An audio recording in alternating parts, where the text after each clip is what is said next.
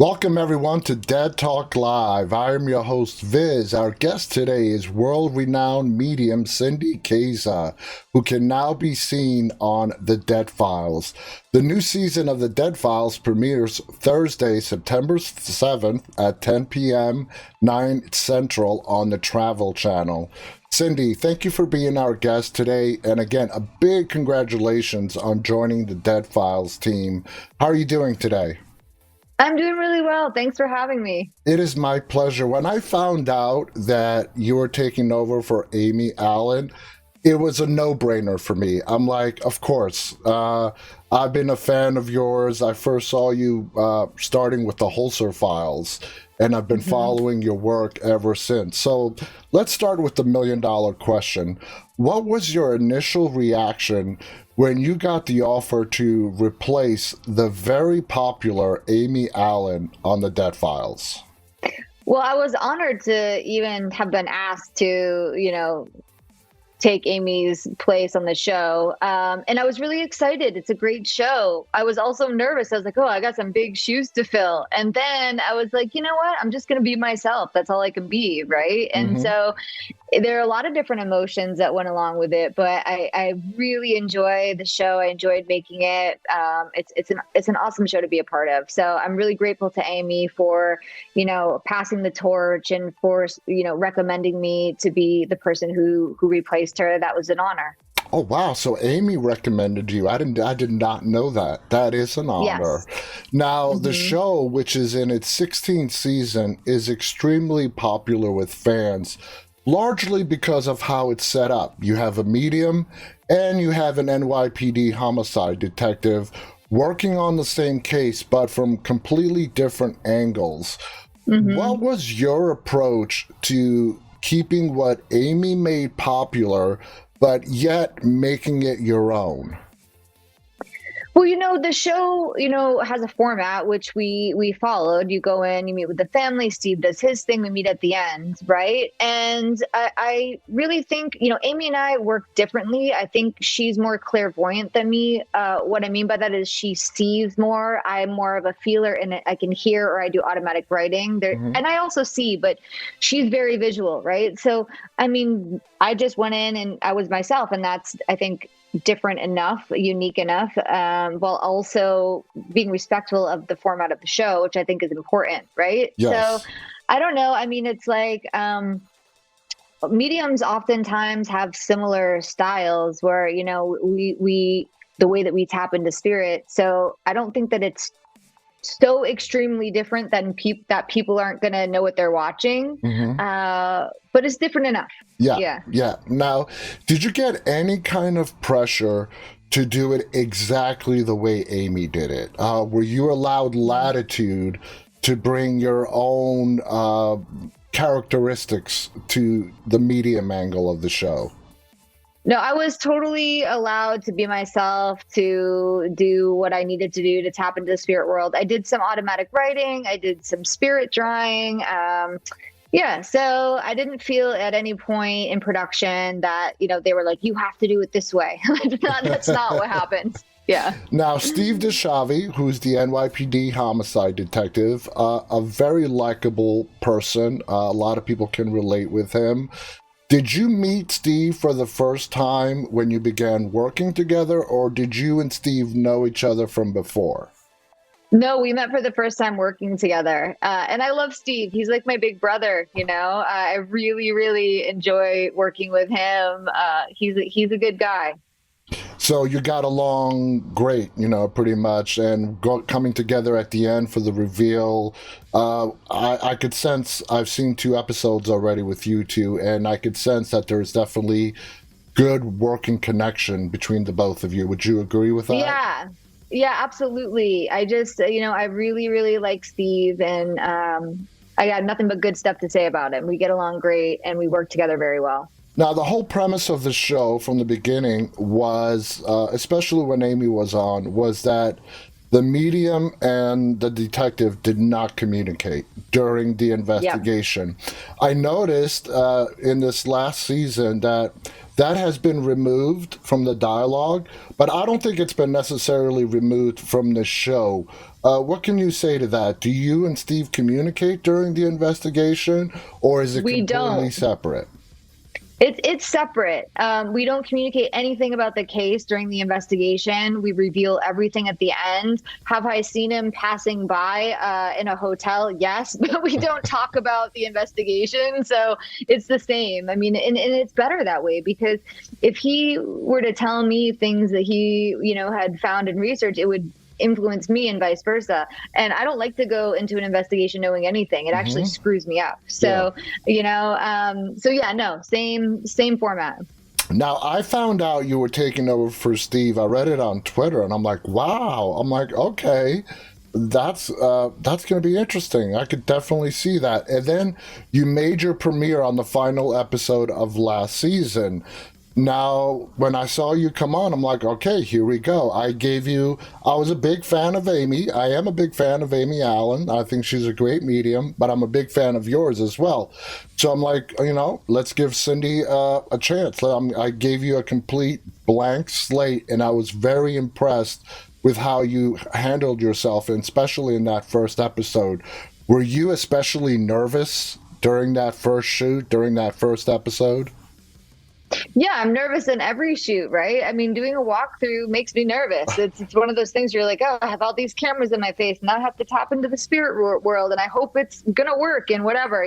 There's all the stories that we tell ourselves, as mediums, and but it's interesting because I wouldn't expect every previous fan to be okay with the change. Some people are upset about the change. Some people are excited. Some people are in between. And change is hard. Hey, change Yeah. is hard, but and it's okay. So I just, so far the response has been fairly positive, and I also just look at it as like I'm here to do a service to these families. Like I'm here to show up and be myself, and that's all I can do. Not everyone's gonna like you, but I felt a lot of positive support from people. And that's what separates, in my opinion, the Dead Files from other paranormal shows. It's not about the footsteps, the tapping, the knocking, the EVPs, the REM pods.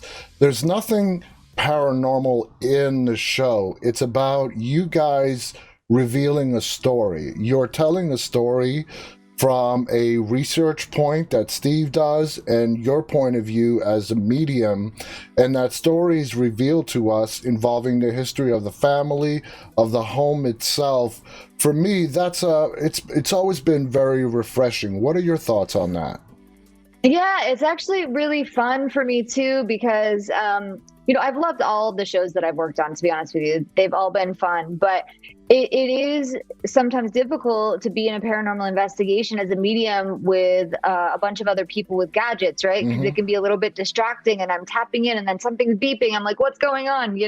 But those things have their place too, because it's also really fun to be sitting and speaking with the spirit, and then all of a sudden the gadgets are going off simultaneously, right? So Hmm. it's I like all aspects of it, but I will say that Dead Files has been like really, really kind of refreshing in the sense that I can do a walkthrough in silence, and just kind of be like, I have, however long I need to get through this, and then, to meet with the families, and then to hear what my partner, uncovered from an angle that has nothing to do really with him believing in paranormal, if you know what I Exactly. mean. Like he Yeah. believes, but he's going into the research from a different, with a different mindset, Yeah, I he's guess, going in as a homicide detective, and as a homicide exactly, yeah, detective. with Yeah. that mindset. Now, people who follow you know that automatic writing is a big part of your mediumship, and you brought that into the Dead Files.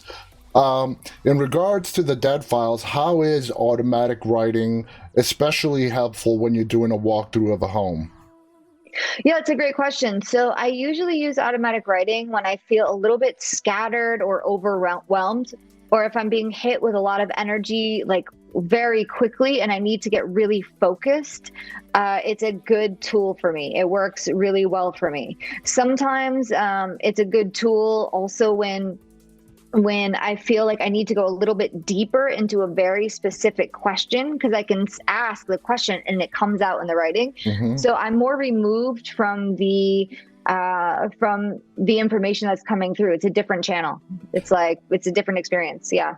Now, I was given a sneak peek to the premiere that's going to happen September 7th, and the evidence that both you and Steve came up with was mind-blowing. It's crazy episode. It was absolutely mind-blowing. We're not going to spoil anything, especially in the reveal when you guys revealed it to each other and to the family.